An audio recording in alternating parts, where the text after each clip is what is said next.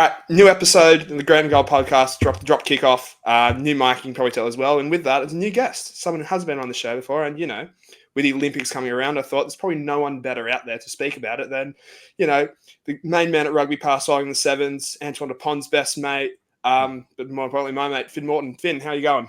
Mate, I'm good. Your mic quality sounds great. And thanks for having me on. You could just talk to yourself about sevens in the mirror, but I'm not sure how that would go as a podcast episode. But even better, like getting the chance to chat with you. How good? I mean, I've tried to pitch just a solo episode, but I got shut down. So yeah, you're second best option. Just you model. If anyone's going to know more about sevens than me, it's yourself. I hope so. This is the time we're going to put ego to the test here and try and one up each other. Why not? It's the way it should be. I love it. And for context, Finn's been basically, you went to every event this year on the World Series, that's correct? Yeah, I did. Yes, I was quite lucky. 8 stops around the world. Perth was the highlight, of course, has to be as an Australian. So, but no, very lucky. 8 stops around the world. So what we do just a left field question to start with. I want your favourite seven spot out of all the ones you go to, and just want to throw on you as well without sort of notice, which leg or where would you like the seven circuit to go if you could add a leg anywhere in the world? Mate, they're two great questions to start, especially the second one. And I'm going to build the suspense and build into that one because that's one I've been thinking about for a while. But start with favourite stop in the seven circuit, without a doubt, was Vancouver. Never been to Canada. And it was a bit left field, maybe as an answer to your question, Natho. But unreal. Had a great time walking around the city. It was quite nice to be cold for a week because keep in mind at that time in Sydney, here in Australia, it was those 40-degree type days. It was real hot, and I know that the Australian women and men who are over there representing the sevens, BC Place Stadium, they were saying the same thing. It was nice to be cold for a week. So wearing 3 layers was a bit of a luxury, and the city itself was quite nice. Wasn't too happy about. I went to I think it was the Canucks. Went to their team store trying to get some shorts, and it was about $200 Australian, I think. It was something like that, or $150. I don't know what it was, but I'm not that much of an ice hockey fan. No, that might surprise you, but I couldn't bring myself to make that purchase. But yeah, Vancouver was great. A lot of great stops on the circuit, though, and I really do mean that. But one that I would love to see introduced, and this shouldn't come as a surprise to you either, Natho, considering you were there in Perth as well. But I think the sevens needs to go to Buenos Aires, needs to go to Argentina.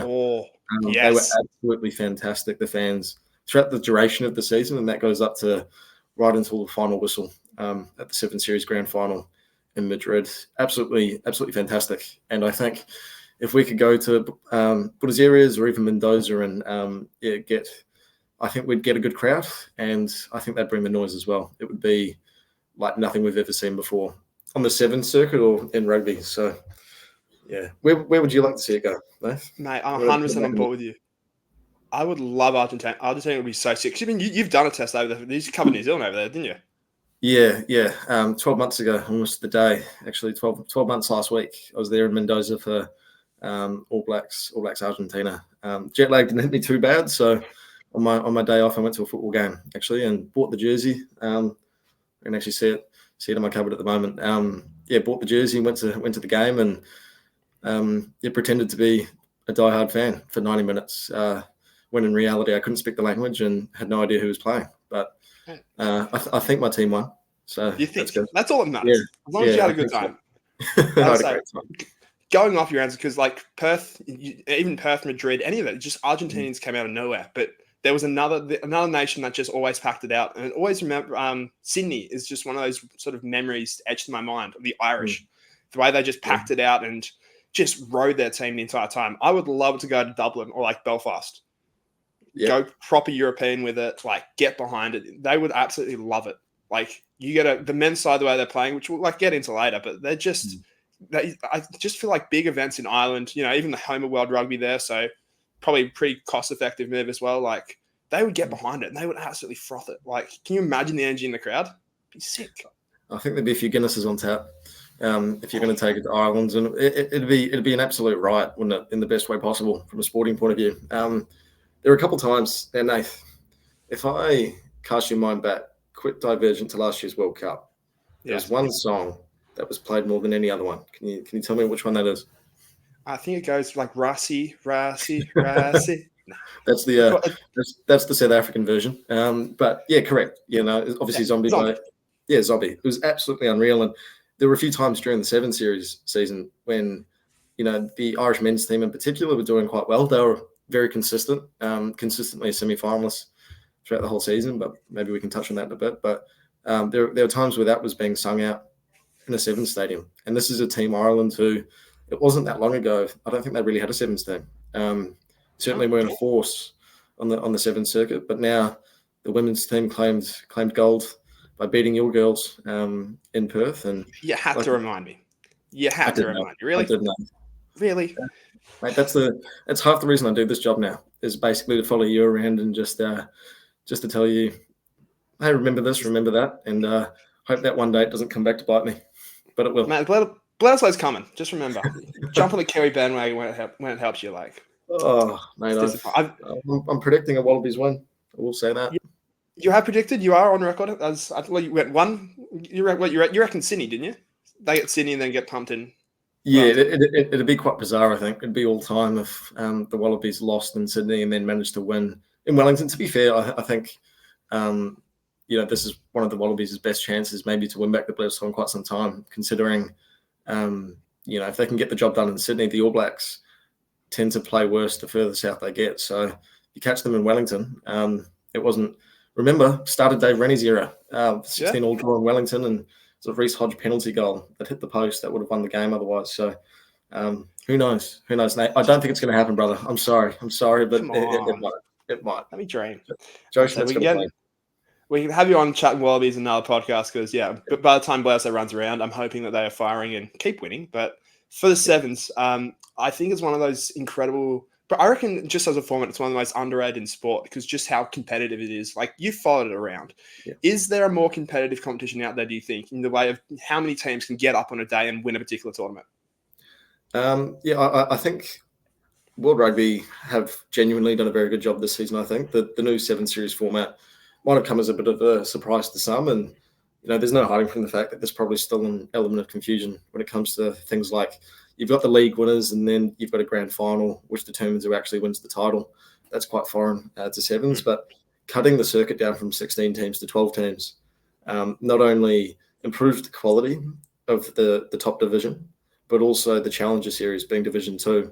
That becomes a real scrap between teams who historically are pretty decent on the 7 Series circuit. Teams like Kenya, they were there this year, and Samoa, they're going down next season. So the whole Sevens landscape has taken a big step forward throughout 23-24, and the Olympics is going to be an even bigger springboard, I think, promoting the sport forward. And I think we saw the best of that, Nath, at the 7 Series. The grand final in Madrid. That was incredible. That was 8 teams at that point, which is incredibly tense. Every game, every point matters, and that's what I love about Sevens, and I think that's what fans all around the world can love about Sevens, because also, unlike 15s, when realistically at any World Cup, you're going to have maybe 4 to 6 teams who could maybe win it.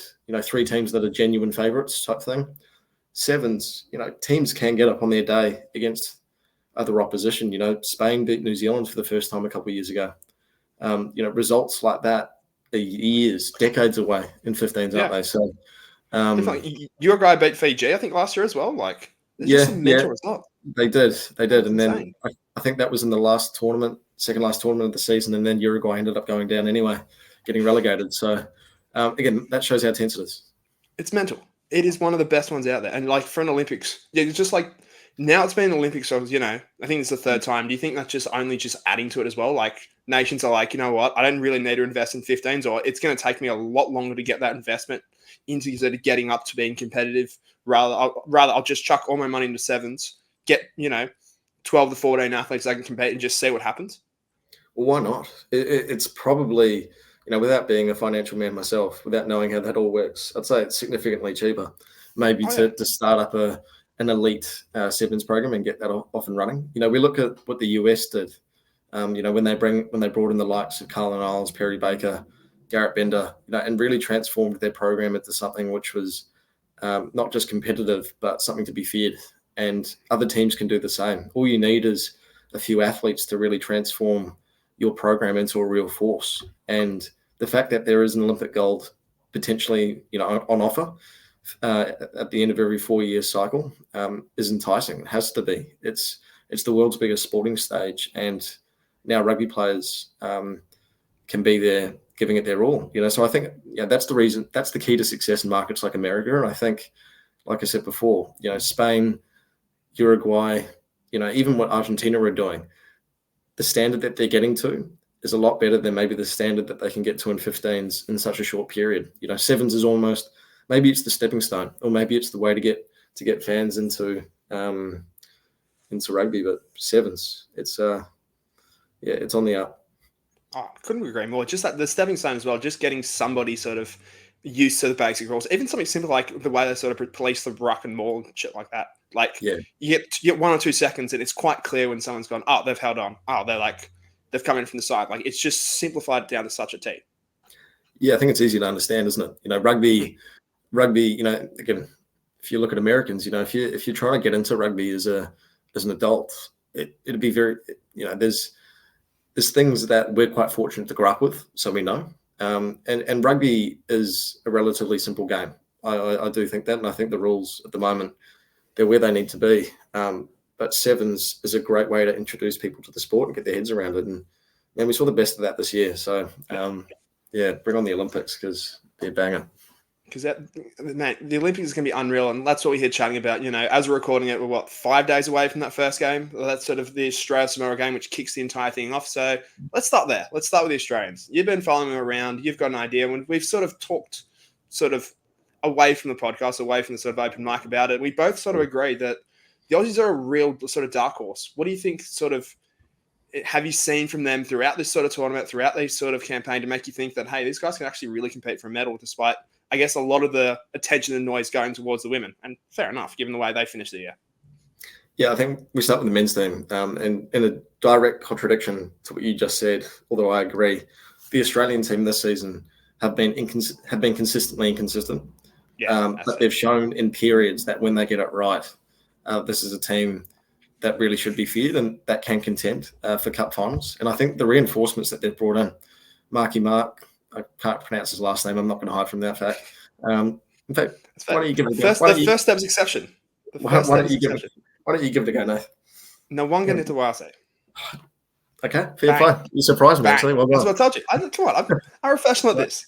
I never should have doubted you. You throw me the curveball and I smacked it out of the park. That's what I do. Oh, mate, I'm a professional as well, but clearly just different standards. But Marky Mark coming in, everything he brings, I think, as an aerial threat, is so important. The restarts are so crucial in sevens. If you can get that right and you can start retaining ball, then it's nigh on impossible, isn't it, for any team to really kind of reel you in. And I think if they do that, you pass the ball through the hands a little bit, and suddenly you have a little known player called Corey Tall potentially on the wing, who's beefed up a wee bit from his sevens days, and mate, he's ready to go. He'll be one of the best players at the Olympics, I think.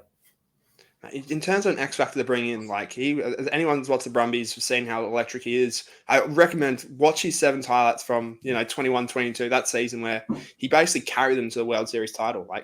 He was beating people for 100-meter tries. He's incredible. And as you said, the beef up the one thing sort of around the Australian side, and I think where they've struggled is when a team has been physical, when they've had a lot sort of taller teams that can control that restart area. And having Corey and Mark just back there, particularly Mark's size, is going to be such a equalizer when you're coming up against, your Argentinas, Samoas, and Kenyas who they've got in the pool before you even start looking at the quarters or semis there. Yeah, I think with all due respect to the players who played for Australia this year, there are some great players within that squad, but they have missed someone like Marky Mark in the sense that a big guy who can be that aerial threat. If you look at Nick Maloof, Captain Fantastic himself, Captain Australia, let's brand him as, he's an absolute great footy player, but he's not. He doesn't necessarily have the skill set, I don't think, to be that guy to jump up and win the high ball necessarily of a restart. So look at the disrespected Moose, Jesus. No disrespect at all. But I know what you mean. Yeah, I think Marky Mark takes that to another level, and as a result of that, Nick and some of the others, Nick was an example, by the way, but the rest of the team can focus more on what else they have to do. And I think, that only comes as a benefit when Nick's in particular working as a leader for this team. So, yeah, I think dark horse to win gold. And, that might sound shocking to some people, might even sound biased, but this is a team who, again, showed sprinkles of greatness during the 7 series season. And now that they've added some weapons, they're ready to fire. And I think with John as their coach, Menenti, this is a team who they'll be gunning for it. And they've got superstars across the field, not just Marky Mark and Corey Tall or Nick Maloof either. I'm sure, we can both rattle off some names, but this is a team full of superstars, and I almost can't see a weakness in it. Mate, I couldn't agree more. The only weakness you sort of touched on before is that consistency. And if they put it together the quarterfinal, they'll go into the semi with a free swing, just looking to sort of make something happen. I'm with you there instead of dark horse. I think they're they won't admit it, but they are 100% going to sort of have less of the limelight around it with the likes of the bigger nations that have taken out titles this year. But if this is the sort of one time to put it all together, this is it. This is, I think, their best shot with Mark and Corey to really sort of upset a couple of people and just fly under the radar. I think the fact that the Olympics for them starts 2 days before the opening ceremony helps. Just get them sort of into the action early, away from a lot of the hype and the pressure that will come with it. I think that could just sort of bring the best out of them and not have to rely on being one of those third place teams and hoping for the best. So I'm with you. I think they're the dark horses. But in terms of your contenders, I think Argentina in the pool is one of them. If I had to sort of nominate one, Argentina and France are probably the two you got to look out for this year. For you, if you had to sort of pick, say you've got Australia dark horse, who do you reckon your pick is if all goes to plan? Who do you think sort of either meets him in the final or is on that top step at the end of the sort of tournament at the start of France? Well, you've almost taken the words out of my mouth, or the two teams out of my mouth, I should say. But Argentina and France, 2 finalists in Madrid. Be a big surprise if at least one of those 2 teams doesn't reach the gold medal match. I'm with you. I think 80,000 fans at Stade de France cheering Allez le Bleu and Antoine Dupont's playing. It's pretty hard to look past France, I think, especially with the confidence they'll take out of that triumph in Madrid. And keep in mind, this is a French team who, obviously broke that duck in LA 19-year cup final drought, and they showed genuine signs of promise elsewhere. Made the final in Hong Kong. This isn't a team who are pushovers or who fluked it in Madrid just thanks to one man in Dupont, because while Dupont's great, that was a real team effort. That being said, he did score that try against Great Britain to basically get them through to the knockout stages. So there is an element of the Dupont effect. But yeah, I think France, they should be looked at as the favourites. And then Argentina, Marcus Menito comes back into the mix and he's fantastic. I think other than Dupont, as ridiculous as this is going to sound, I think, there's daylight between Menito and the next best sevens player in the world, at least in the men's draw. I think what Marcus brings is his pace, his playmaking, his kicking is elite. But it is a bit of a kick in the guts for the Pumas because Rodrigo Isgro is out. He's a travelling reserve who's banned after the grand final in Madrid. So, you get one superstar back, you lose another. To put it in context, Marcus was nominated for World Player of the Year last year, Sevens Player of the Year. Rodrigo won it. So, again, you lose one superstar, you get another. And then you've got New Zealand. They've won 2 finals, and optimistically, I was trying to head off. That's what I was trying to lob you up. That talk up the Kiwis. The team that's just flying on the radar. No 15s players coming back. So one of the few times they can actually claim the underdog status here, but they can. No, I think they're very fitting the underdog status, despite winning 2 cup finals in Hong Kong and Singapore and making the semis in Madrid. There's a team who was first half of the season were very, very poor. I think certainly by their standards. Missed the quarterfinals in Perth, and you can argue they peaked at the right time, but their squad's interesting as well. No Cody Vi, and I'm still not sure whether that's injury related or not, but if that's selection, then that's a bold call, I think, by Coach Tomasi Kama, because Cody was consistently one of New Zealand's best players this season, in my opinion, but I don't get paid to pick the team. If not the best as well, just add that in. He was incredible for it. yeah, he was absolutely fantastic. And I think in Hong Kong, he stepped up again. He's, mate, he's a lot younger than you and I. I think he's in his early 20s, but he's now won Hong Kong twice in 2 years. So that's a guy with experience who didn't make the cut, and that's a big surprise. So New Zealand, even without Cody, they'll be there or thereabouts if they can get it right. Fiji, two-time defending champions. We can't forget about them, but I think they do need to lift their game quite a way. And I think other than I think they came third in Madrid, didn't they, from memory? But other than that, I don't think they had a podium finish this season. So this is a team who, there's something about them, Natho. Like, there's something about the Fijians at the Olympics which you go, oh, never say never. But their form this season, I'm sure you'll agree, just didn't necessarily point towards a team that will realistically challenge for gold. No, I agree with you there. But like the introduction of Youssef and Marcy, and like a couple of those more sort of weapons that have been in the Jura system, and just now coming back, looking to sort of go for a three-peat, like I think that just makes them a really dangerous side. And there is a lot of that Olympic experience still there.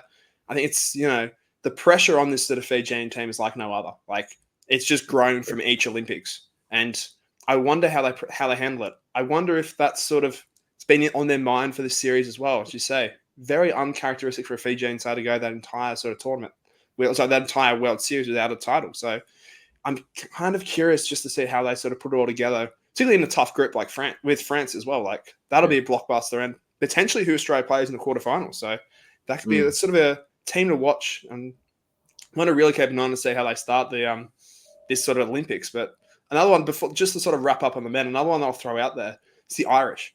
Like they are just hot and cold on their day, and so Hugo Keenan joins them as well. Correct. He was there in Madrid. I was going to say, how much of an impact did he make alongside your Terry Kennedys, your Jordan Conroys? I'm assuming both those been they've available selection. Is that fair? Yeah, they've all made the cut. Harry McNulty as well. I think as a quartet, the four of them, huge. Like almost, the best quartet out of any team in the world. Like really, that superstar quality. But the reason I didn't mention Ireland before, and while I do think they are a very good team, much like the 15s team with their quarterfinal curse, there seems to be something about the Irish not being able to get past the semi-finals in the 7 series this season. So can they break that duck? Can they break that streak? I guess when it counts, maybe more than most. Love to see it. Be fascinating. But yeah, I think there's something there, Stade de France, maybe the Irish fans, they can have a bit of flashbacks to last October. Who knows? When I was up in the stands, trying to be as impartial as I possibly could. But yeah, redemption, if you want to look at it that way. Maybe it's a motivator, but maybe it's something to be feared as well. But Conroy, Kennedy, Keenan, and McNulty, absolutely fantastic. And Keenan, I will add, was brilliant in Madrid. He flew under the radar because all the talk really was about Antoine Dupont, which makes sense. Dupont had just won the Champions Cup a week earlier over with Toulouse by beating Keenan's Leinster. But then Keenan comes into the Irish 7 setup and not too much chatter about it, I don't think. And he, like I said, flew under the radar, scored a try against New Zealand, which sent the game to extra time from memory, I think. So, and that was a pool game where whoever won moved on. So it was tense, but big players stand up in big moments. So be interesting to see how Keenan goes in Paris. None bigger than the Olympics. So that's one of those ones. Rugby sevens, if you're looking for that Olympic hit early, I fully recommend sort of getting behind those first 2 days. The way it works, those first 2 days, opening ceremony, then finals on day 1. Like realistically, could be the first time or first Australian side or even person to take home a medal. But as we sort of delved into it, it's an open race to anybody with the men's tournament, which makes it so exciting. But moving on to the women's, a lot of people from the outside in will look at this and be like, all right, this is just a 2-horse race. Is that a fair assessment? Realistically, for gold, it is. Ireland, what they managed to do, the women's team, this is in Perth, by beating Australia in the cup final, was such an anomaly of sorts. It was a great step for the Irish women's program, but I think they've got a little way off to contending for an Olympic gold.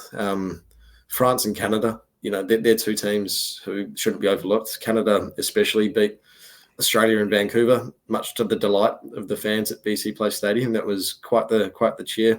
I'm sure you're up. Really great. Sure, you're up at 3 a.m., Nathan, crying. Absolutely crying, laughing. I don't know what it was, but it was painful. I'll tell you that. That would have been. But yeah, that Canada team, a lot of those players, keep in mind, switched to 15s for Pac 4 and then helped Canada beat the Black Ferns in Christchurch, and then switching back to sevens, beat the Black Ferns sevens in Madrid during the pool stage. So again, Canada, a dark horse, much like the Australian men's team are, the men's side of the draw. Canada, watch out for them. USA, I didn't mention them before. They made the final in Hong Kong. Pretty disappointing in Singapore and Madrid, certainly by their standards, to round out the season. But with the likes of Ilona Maher in their ranks, you can't rule them out from at least getting on the podium. And I think this is what they've been targeting for a long, long time. And then the French. They've been hard on themselves in the best way this season. If they'd lose to New Zealand or Australia, they were disappointed. Whereas, dare I say, with a lot of other teams, it's kind of, you're almost expected to lose, I think, to those two powerhouses. But France, that's not okay anymore. And much like the men's team, when they've got 80,000 fans chanting "Allez le bleu" at the top of their lungs and there's flags everywhere. And Natho, mate, the French, they just do it different. It was fantastic last year. They'll do it during Uruguay versus Samoa if they have to. Yeah, they'll sing it regardless. Break and play, "Allez le bleu." The hot dog guy runs out of hot dogs, "Allez le bleu." They'll do it whenever. It's crazy over there. And it's going to be fascinating to see who actually handles it, who handles the pressure. And I like that you mentioned France, because they're a team that I'm happy to say, honestly, like they're a scary prospect to play in the semi-final. Like, I think France more than capable of beating Australia or New Zealand on their day, but having to beat both in order to win gold seems like a step too far. And that's what the season's shown as well. That even though they tend to play quite well in, say, semi-finals, they've beaten Australia and New Zealand this season. But then when push comes to shove in deciders, they've got blown out a few times. And it can be hard, I imagine, as an athlete to get yourself up, play the game of the weekend by beating one of these teams and then coming down a bit, then trying to pick yourself back up for a final and trying to repeat those heroics. So they'll be on the podium. I'd be very surprised if it's not Australia and New Zealand in the gold medal match and France in third. Yeah, I'm with you there. The French side has, people like Serfani, Caroline Droulon, Grassino, Kemba. They're dangerous on their day, but they just haven't been able to show that they can win those big matches. So it looks like an Australia-New Zealand gold medal match, if all things go their way. But we've seen in the past, Olympics and these type of tournaments are just a hell of a matchup to just throw out the odd surprise and everything. But let's focus on those two teams. Let's start with the Australians. Yeah, Madrid champions, a team that's gone through a lot this year, whether it was injuries, sort of setbacks in finals, like we've mentioned. Where do you sort of see their chances in terms of matching up with the New Zealanders? Do you think, particularly after the Madrid win and how that happened, they have the momentum heading into Paris? I think there's a bit of that, but I think the reality is New Zealand are still the favourites, and I think they should be looked at as such. Keep in mind, if we cast our minds back to that semi-final in Madrid, New Zealand were the best team in women's rugby that weekend for 13 minutes, but they switched off for about 90 seconds going into stoppage time, and Australia did what they needed to claw their way back, and credit to them for that. New Zealand should have been better. Tia Hines, I still don't know how she ice in her veins. Clutch. Absolutely clutch conversion, mate. Like, the girls went nuts. Like, the stadium went nuts. It was next level. But they are the two top dogs. But again, Australia underdogs, and I think it's fair to say you were there as well, mate. When the Olympic squad was announced, and Maddie and Tegan Levi, the superstar sisters, were talking at their press conference, they were kind of suggesting that that they're still behind New Zealand. I think that was the phrase that Tegan kept using. So, New Zealand, the thing is, they're dangerous. They are dangerous. They'll learn from those losses, and they've had that loss, I should say, or losses if you consider the defeat to Canada as well. And they've had a month to stew on it, to think about it. They've got Sarah Hirini back as well, which is huge, and they'll want to send the likes of Portia Woodman-Whitcliffe and Tyler King out on a high, before they retire. So as the Australians will with Dom DeToy. So New Zealand probably slightly ahead, but who knows? I think Australia will have to play a pretty perfect tournament, or at least a perfect game against New Zealand to get the job done. But they've shown the season that they have their number. Here's my thoughts. There's a couple of thoughts around New Zealand. Like you mentioned, Sarah Hirini's massive inclusion, but I wonder how much of this was just let's get her back and see how far she goes. Like the fact that she did the ACL at the same time as Demi Hayes, and Demi is still a couple of weeks away, or still a long way down the rehab process. Like that's a risk to throw back an older athlete. And on that topic of older athletes, you sort of mentioned Tyler King, Portia Woodman-Whitcliffe. Like I get burnt by Tokyo in the sense of the Australian side that people hear me on this. That speaking to people who've had that Australian squad and essentially said that squad went maybe 6 months to a year too far in the sense of their lifespan. They should have essentially, if they had a World Series, they would have. If the Olympics was played the same spot it was supposed to, they would have been fine. But extra time just sort of meant they were just behind the pace, and they couldn't bloody people like your Levi's, your Ashbys early enough into a World Series. I wonder if that's the same for New Zealand. I think the Australian girls, what Tegan was more implying about was this is the pressure on them as their last shot. Your Levi's of the world, all these girls, a lot of these Australian girls are 22, 23. That works two ways. That means they haven't had the same experience as the New Zealanders, but they also know that they have another shot at this. So how much is that pressure of this is our last Olympics, we need to win? And obviously you've mentioned players before. That in the Australian side, that they're playing the last one. Dom DeToy, likely Shani Smale. This is probably her last Olympics, given she's 35, 36. Like, there's going to be pressure on them as well, but I feel like there's a lot more young blood. And I wonder how much of this sort of, not just in Madrid, but what they did to France and Hong Kong as well, where they scored after they scored after the siren to win again. Like, there's two performances where they know if they play badly, all it takes is 90 seconds to 2 minutes. The younger players have that confidence to put it together and all of a sudden go, hey, we've been here before, then they're not going to finally find themselves 12 points down and panic. I wonder if that's going to be a difference in the end when a lot of these Kiwi games are close. And it does come down to sort of one or two plays. It's just that experience, that racing experience of closing out those tight games really sort of makes a difference. Maybe it's the magic of youth, Nave, but there is a fearlessness about that Australian team. Like you said, when push comes to shove, and there are those moments where their backs are up against the ropes, but they're not afraid to swing. And like you mentioned, France and Hong Kong, New Zealand and Madrid, they've landed those knockout blows. And it's impressive. When you have someone like Maddie Levi waiting on the wing, who scores with every second touch, that's a weapon that, you don't want to put in the holster. She's absolutely fantastic. And as long as she's on the field, then Australia are a very good chance of scoring a try. She's that good. And Tegan's really come into her own. And Tia Hines, I think, grew throughout the season even more ahead of her second Olympics. So you're right, there are players in the squad who are almost peaking at the right time. And I won't say necessarily that it's not the same with New Zealand, but there are older players in that team. Does that mean that they can handle the pressure of an Olympic Games and it being the moment to seize an opportunity you only get once every 4 years? Maybe. A lot of them are gold medalists from Tokyo. That being said, there's a fair few players in this Australian squad who will be motivated and inspired by the heartbreak and disappointment of losing to Fiji 3 years ago in Tokyo in the quarterfinals. So it's unpredictable. It is, and mate, we could go on about it all day because I'm going to say the Kiwis are still the favourites, and I think you quite rightly will say the Australians maybe should be there, and they are the 7 Series champions. Respect where it's due, but New Zealand's, I still think is slightly ahead, but it's up to them to show it.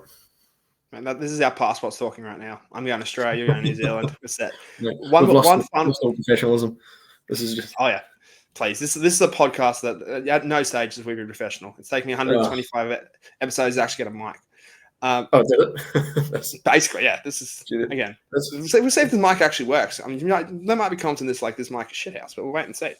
Mate, you're just saying that you're that cheap where you're like, hey, I'm going to have to wait 125 episodes to know that the commitment's worth me buying a mic. Like, pretty much, yeah. Yeah. Okay. Well, you just couldn't get out to couldn't be sure. Couldn't just get looking out to to impress you. JB. That's it. Just looking to impress you. That's it. No, I get it. I was going to say one more question around the Australians and sort of end it here. There is that sort of thing in the background that has sort of gone away around their discipline. Is that still a concern, do you think? Because for context for those that haven't been following the Seventh Circuit, those first sort of, ever since probably Cape Town to like LA or maybe in Hong Kong, they were losing players like once a tournament to red cards. Is that still a concern that this comes back? Or have you seen enough so far that you reckon that sort of technique's been fixed and eradicated, that this won't be a problem? And ultimately, so I think Maddie said that Australia's biggest enemy or biggest sort of challenger is themselves. Yeah, they're dropping like flies at one point, weren't they, in terms of red cards and players going off. I think it was maybe 5 red cards in 4 tournaments, something like that, which for sevens is pretty obscure. Maddie Levi, very unfortunate to get sent off in the Cape Town Grand Final and then the Cup Final, I should say. And then when she returned from a suspension in the quarterfinal in Perth, she was sent off again. Just after Georgia Miller had been red carded herself. So, look, if the Australians can keep 7 on the field, fantastic, and that's what they need. But if they start dropping players, especially if it's one of the Levi's again, then watch out. Like this very hard to win sevens games with 6 people on the field. You know, I know you and I we sit behind the comfort of our keyboards and whatnot, but like. Just like me, you've walked out on a rugby field and you can visualize how much space there is when there are 7 people on there, especially compared to 15. But if with 7, you take one person off, mate, the space, it opens up frighteningly more than you'd think. And, whether as soon as there's a scrum or a line out, if you can get a quick ball and hit a quick winger on the edge who's likely unmarked, then it's curtains, Yeah. So they need 7 people on the park. But that being said, it's the same with anyone who's considers themselves a genuine chance of challenging for a medal. New Zealand to be the same. They need 7. They need 7 players, and all those men's teams we mentioned before, they need 7. But I guess time will tell as to whether it's still an issue for the Australian women's team. I don't think it is. I think they've fixed it up. I think Walshy isn't afraid to try a few obscure tactics, as you know, Natho, training tactics. So, I think they've fixed it. I might be jinxing that, but I hope they've fixed it.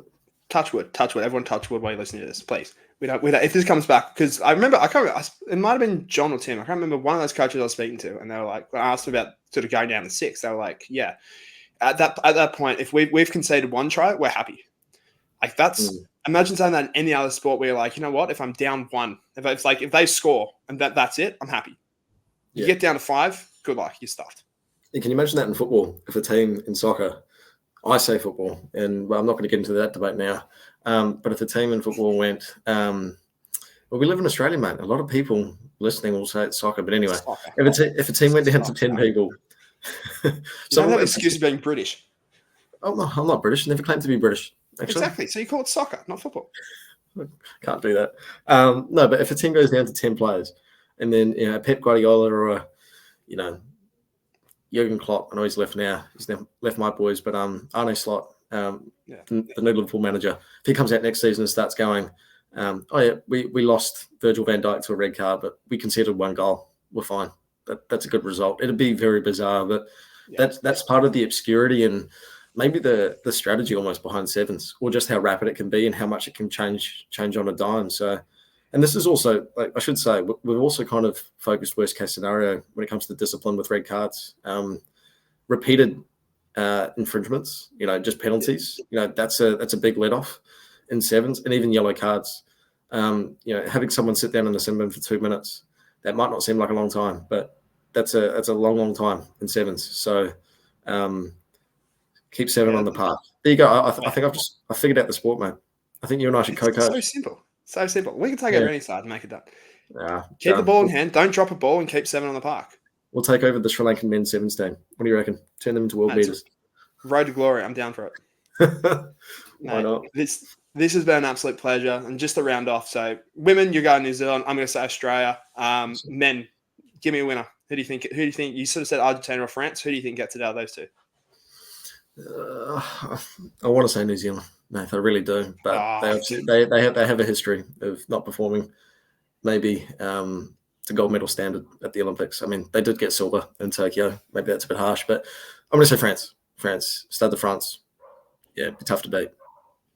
Yeah, give me Argentina. I'm just going to just Marcus Menenta all of a sudden becomes an even bigger star there is in Argentina and just sort of cements himself as one of the best sevens players ever to play the game. That's my pick, but one way to find out is to watch all of it on Stan Sport on 9 now. It's going to be a really ugly time, but, finals will be probably 5, 6 a.m. So get up, grab a coffee, sort of soak it all in, and hopefully sort of the Australians are there. Once again, Finn, thanks so much for coming on this episode. And, yeah, hopefully you just sort of enjoy the week of rugby to come up. It's going to be a lot of sleepless nights for us. Sounds good, man. I'll be sending you up text messages at 2 a.m. in the morning before Australia play. But no, thanks, Dave. Been a pleasure, mate.